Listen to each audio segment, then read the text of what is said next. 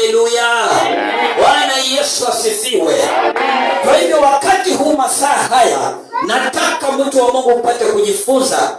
Nataka uchukue nafasi, chukua kalamu, ondoa Biblia yako, ukae makini kusikiliza vile Bwana anapoenda kuzungumza nawe. Bwana Yesu asifiwe. Amina. Haleluya. Kwa hivyo nataka tuweze kuongea kuhusu mambo ya kumpendeza Mungu. Vile nimeelezea kwamba tunaishi katika ulimwengu ambao uko na mambo mengi. Nitaomba tusaidie msomaji hii kipaza sauti ili aweze kutusomea tunapoendelea kwa jina la Yesu Kristo. Kwa hivyo tunataka kuangalia mambo ambayo inaweza kumpendeza Bwana. Nataka tujue kwamba tunaishi ulimwengu na maandiko inasema sisi zote ni mali ya Bwana. Na kama wewe na mimi ni mali ya Mungu, inatupendeza tuishi maisha ambayo itampendeza Mungu. Haleluya. Bwana Yesu asifiwe. Kwa hivyo mtu wa Mungu, pasipo kumaliza wakati, nataka msomaji aweze kutusomea neno la Bwana katika kitabu cha Waebrania sura ya 11 mstari wa 6. Ikiwa ndio kifungu chetu ama somo letu la msingi ambalo tunaenda kutuelekeza katika neno letu la siku ya leo. Hebu tusikilize tunaposomewa katika jina la Yesu Kristo.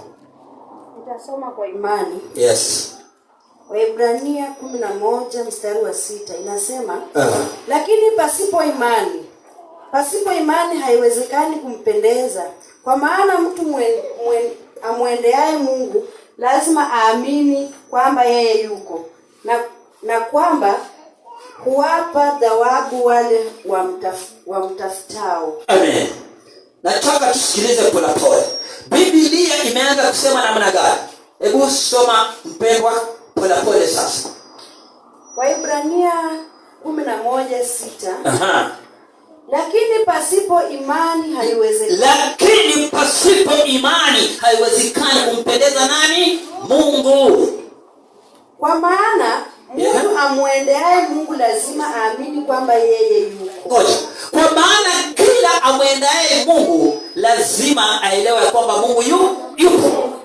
Neno la kwanza wapendwa ambalo tunafundishwa asubuhi hii ni ya kwamba tunapotaka kumpendeza Bwana lazima tuwe watu wa imani. Maana pasipo imani hatuwezi kumpendeza Bwana. Amen. Amen. Na kwamba huwapa thawabu wale wamtafutao. Mungu huwapa thawabu wale wanaomtafuta. Wanaomtafuta Mungu kwa imani.